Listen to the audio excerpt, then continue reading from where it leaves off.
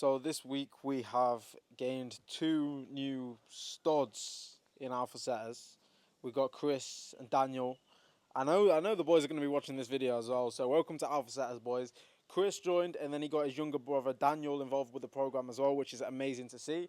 Alpha Setters continues to thrive, and yeah, no. The thing is, when I was speaking to Daniel on our call before he joined, he's got a interesting story. You know, he lives over in America at the moment. He's 17, and the shape that this guy's in for 17. Again, I know he's watching this video. I'm gonna give you your flowers, bro, because you're a savage. You're an absolute stud.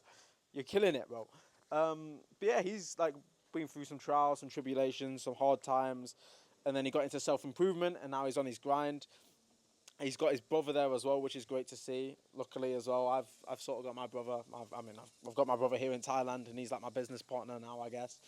Um, but one thing that I did have to tackle, and I know a lot of people watching this video, a lot of people have had to tackle the same thing, is that when I first started to get onto self improvement, it was very, very lonely.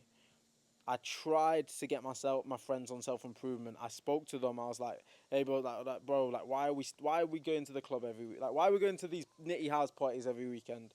Like, why don't we just do something more productive? You know? Like, oh, like, I've got this side hustle, bro. Like, how about we give this a go, bro?" And I tried to talk to them about this, but they just weren't on it. In fact, rather than just not being on it, they would actually just violate, man. They'd just take the piss out of me for it, which is not what you want from your friends, of course. So as a result of that, after I did try to get them on self improvement, but these guys, no, I had two friends groups. One friends group A, they were all just nerds that played video games all day, every single day. So whenever I wasn't at work, I was playing video games with these lot. We didn't really know each other in person like that. We met each other a few times, but it was just an online, weird, gay little relationship where we'd play video games together. And then my second group, friends group B, who I would be with on the weekends, these guys were just degenerates that would just do coke and sleep with fours. Like it was like just two very degenerate friends group there. The video game lot, the partying, drug dealing, drug sniffing lot. So two really bad circles that I was in. I tried to get them on self improvement. They weren't on it. So what happened is I decided to just go all in. I wasn't gonna just allow dead weights to just hold me back in life. I wasn't gonna allow these guys to take the piss out of me for trying to make myself better. So I just cut off all my friends, every single one of them. I went through about a year where I did not speak to any of my old friends. I was just a man on a mission. Didn't speak to any of them. Now fast forward to today. Like sort of my closest friend from this like period.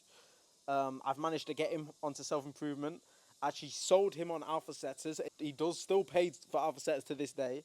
Um, I got my good friend. I got him onto self improvement, and he's doing well now. He's on a really good offer. I think he's done 2K this month. I think he's close to 2K this month. Might even be more. Oh no, it's April now, so that was last month. But we've got him on appointment setting, like he's doing decent. He's on self improvement. He's got a girlfriend now and everything. He's moved out of his mum's house. Like he's doing well. So I'm proud of my guy as well. Watching this video probably too. But yeah, during this period where I wasn't speaking to anyone, it was lonely. I always just like as men, like in fact, just as people, like we crave people to just talk to. We crave people to do things with.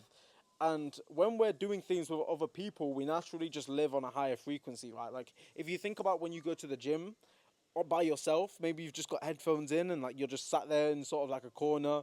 Maybe you're vibing, maybe you're having a good time, but like you're just that silent, invisible person in the corner.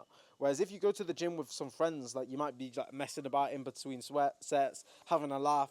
Maybe you're like pushing each other. You're making a little bit more noise. You just live on a higher frequency. You just live with a higher energy, high energy when you're with other people, right? So that's definitely something that like a lot of us have to go through is like a small period of isolation when we get into self-improvement.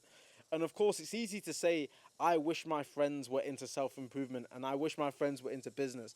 In a perfect world, yes, but what you've got to understand is that as humans there's always going to be resistance to changing environments and getting uncomfortable. And when we live in the world and we get so used to just doing the same stuff every single weekend, going to the parties, blah blah blah, then that's our life.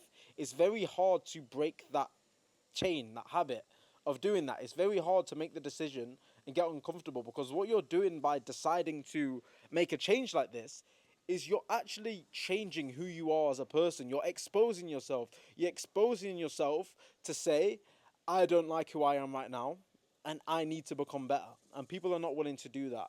And I think there's a correct way to go about this. And I can talk about this looking back from my experience, because there's some things that I could have done a lot better, and there's some things that I did do well. So in my situation, like I told you about, initially I tried to get them involved. I tried to tell them about it, send them like some of Hamza's YouTube videos and stuff like, oh, this guy's speaking facts, bro, you should check this guy out. Oh, I've just read this book, bro, you should give it a read, bro.